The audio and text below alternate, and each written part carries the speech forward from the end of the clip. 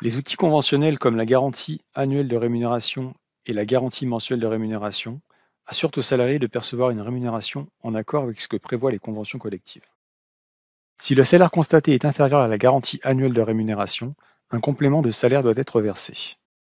À ce sujet, Sedge met à votre disposition un assistant qui va vous aider à créer vos modèles de contrôle des rémunérations, comme le comparatif salaire garantie annuelle de rémunération. Regardons comment créer ce comparatif. Tout d'abord, j'accède à l'assistant garantie de rémunération à partir de Dossier, Personnalisation, Garantie de rémunération. Dans l'assistant, j'ajoute un nouveau paramétrage, le modèle Garantie annuelle de rémunération. Je saisis un libellé. Je fais le choix de mettre en place ce comparatif par profil, puis je sélectionne un profil de salarié. Dans la partie paramétrage, je vais sélectionner des rubriques qui ne seront pas prises en compte pour le comparatif, par exemple la rubrique prime exceptionnelle.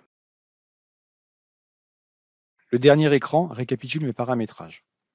S'ils sont corrects, c'est terminé. Le modèle est alors prêt à être utilisé pour comparer le salaire d'un salarié à la garantie annuelle de rémunération. Notez qu'il est préférable de connaître les conventions, car celles-ci indiquent les éléments de comparaison à prendre en compte. Il est conseillé également de commencer dès le mois de janvier pour que tous les mois soient pris en compte au cours de l'année, car dans le cas de la garantie annuelle de rémunération, les montants sont cumulés mois après mois. La comparaison est effectuée également par année civile ou par contrat de travail. Pour effectuer le comparatif avec le modèle récemment créé, j'accède à la partie Bulletin, Saisie des éléments. Je sélectionne un salarié concerné. Dans le tableau, je déploie l'élément Garantie annuelle de rémunération, puis je passe en modification. Ce montant correspond au cumul des mois précédents et du mois en cours. Si jamais cette valeur est nulle, je peux la saisir. Dans mon exemple, je constate un montant différentiel de 500 €.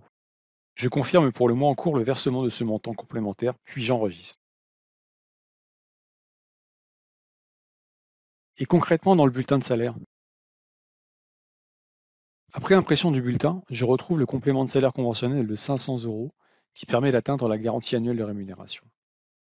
À partir de maintenant, j'ai la possibilité de modifier le salaire de ce salarié pour être en conformité avec les minima salariaux.